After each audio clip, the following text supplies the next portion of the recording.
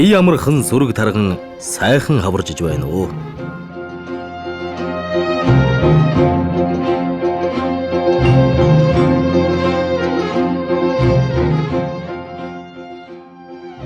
Монголын үндэсний радиогийн малчин нэвтрүүлэг Говьсөнбөр аймгийн Баян тал сумын нутгаас үлдгэсэн шин дугаараа нээж байна.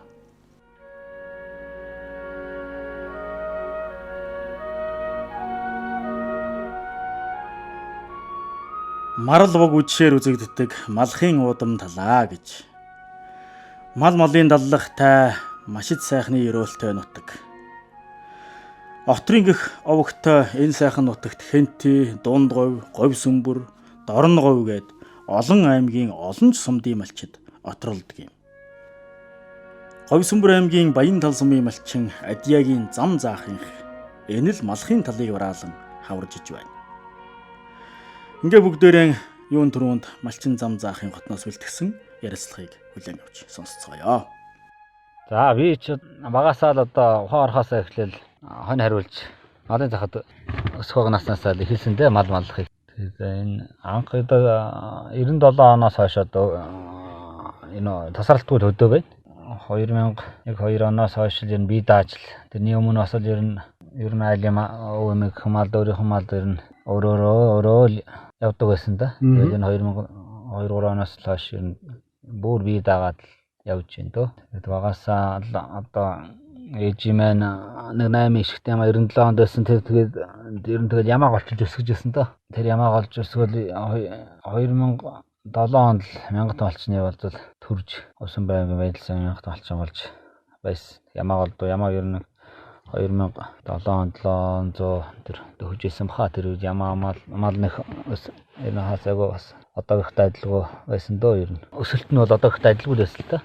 2008 9 онд энэ тэр 8 онод миний машин 8900 хүрээл. Миний өөр их чинь ахын мал бас над дээр байдаг. 1000 гаруй 2000 шахсан малтай л явдаг. 2008 он 9 он тэр тийм Дорноговь доторнууд хийгээл ер нь анхал удаа нутгаас аймгийн нутгаас гарч Өшөө аймгийн нутаг дотор 1-2 жил хийж байгалийн одоо их олон жилийн ган шорон шургууллаа шүү дээ. Тэнд л явж 2007 онд анхал өөрөө ерөөсөө уршаа нутаг уршаа сайхан гэнэ явж үзээгүй. 2000 онд ладуунд явж байхдаа нутгийн сайхан ахтагаал Дорноговь надлаар ладуунд явж л Дорноговь надлаар 33 аймгийн нутаг аваг араар явж исэн. Тэгж л яасны нэг Багдад ладуунд явж ирсний бас юугээр л ах нарыгаа дагаж.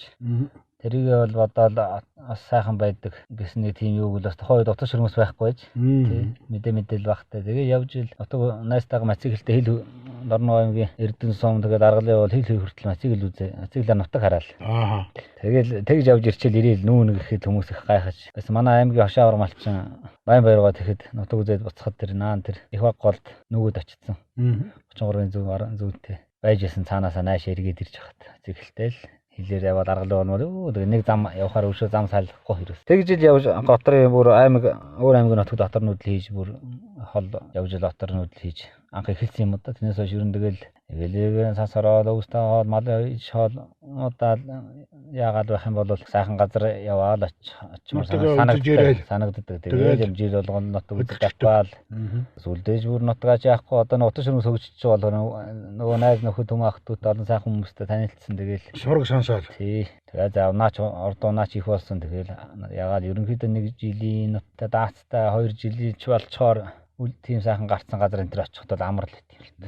Тийм сайхан Дорноговь аймгийн уршаа бол бүр их сайхан л та. Зөлөөл бэлчээр ихтэй. Тэг ер нь тэгээд нутгийн 50 хүнийхэн сэтгэл ааш улам сайхан даацтай 100 зончлог болох юм бол ерөөс. Тэгээд өөрөө бүл цөөтэй тэр байдаг болохоор тэгээд төрөл бүрийн малтай болохоор чинь бод ууггүй байдаг болохоор тэгээд сайхан газар очих чинь бод ууггүй л гэрийн гадуур байж. Төрөл бүрийн малтай гэснээс зам заахаа танаа ер нь сүргийн бүтэц.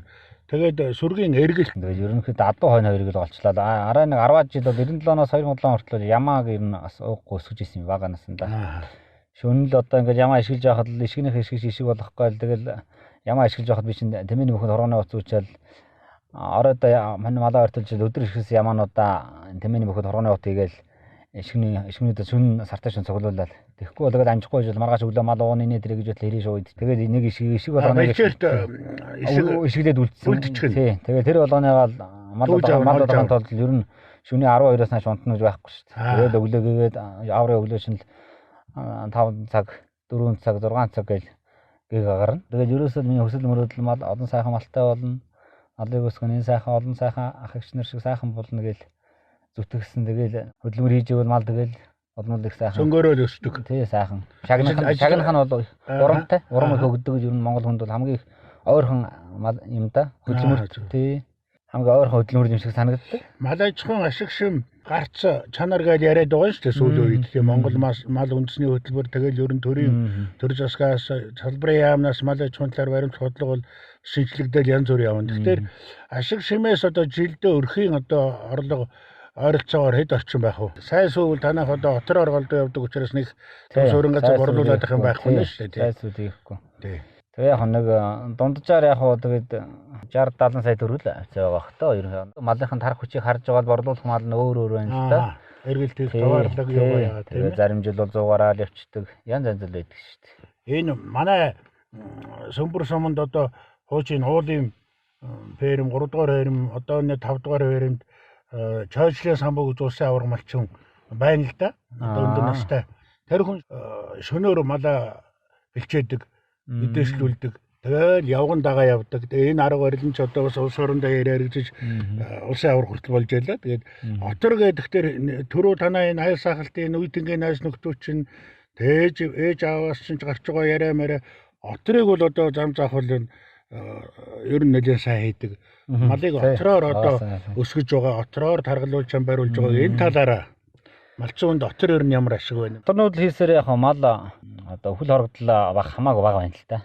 Тэгээд сэтгэлд уяг одоо найдвартай онд орох тийм магадлал асар өндөр чэйжин дүүрэн байдаг.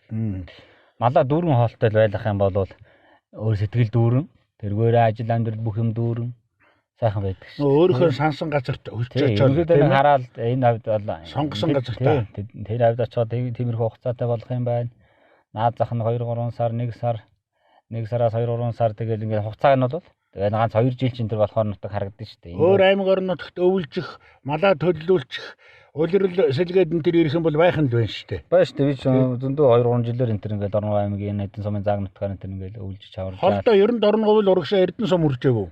Тэгээ 2008 онд Эрдэнэ сумын баруунтай тэр дулааны их баг дулаан энтерд очиод тэгээ цаашаа нутаг ус үзэл аргалын юу хил их баг зан тэгэл тэр уршаа 3 бяро меро гэл зөндөө явж ирсэн.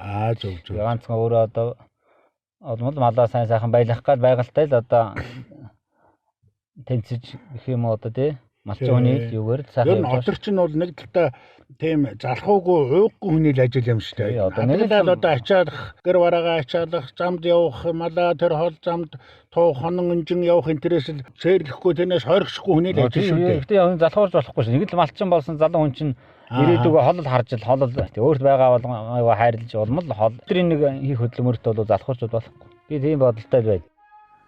Малчин хүн тэр дундаа тал нутгийн малчид байнга л нүүд суудаг болж. Ялангуяа Дунд говь, Ховь Сүмбэр, Дорн говь, Өвөр хангай, Баян хонгор зэрэг аймагуудын малчид бол Алсын оторт сүүлийн жилүүдэд их л явдаг болцгоос. Энэ жил харин отор нүүдэл харьцангуй багтай жил. Яхав аймаг дундын отрын бүс нутгуудад л оторчид өвлжиж хаваржиж байгаа юм. Одоо ингээд хаврын өр ямх ямхаар наашилж цагийн анир таатай сайхан болж байна. Малчин зам заахын Баян сүргийн хотноос нялх төлийн дуу цангинаад эхэллээ. За ингээд зөвхөн малхын талд бас Монголын удам тал нутаг даяар Эрдэнэ таван сүрэг үржин төллөөд эхэлж байна нэ. Ер нь бол цагаагчин өхөр жилийн хаврыг бодох юм бол энэ барс жилийн хавар харьцангуй таатай байгаа нэлт. Ерөнхийдөө хавар жаахан сунаж уртсаж магадгүй гэсэн таамаг бий юм. Учир юу гэвээс говь тал нутгийн газрын өнгөн хөрс жаахан хуурайвтар байгаа. Хуурайвтар гэж хэлэхийн утга нь бол өвөлдөөн дулаавтар байдсан чиг нэлээд доошилсныг хэлж байгаа юм. Үүнийг эс тооцвол таатай сайхан хавар болж байна.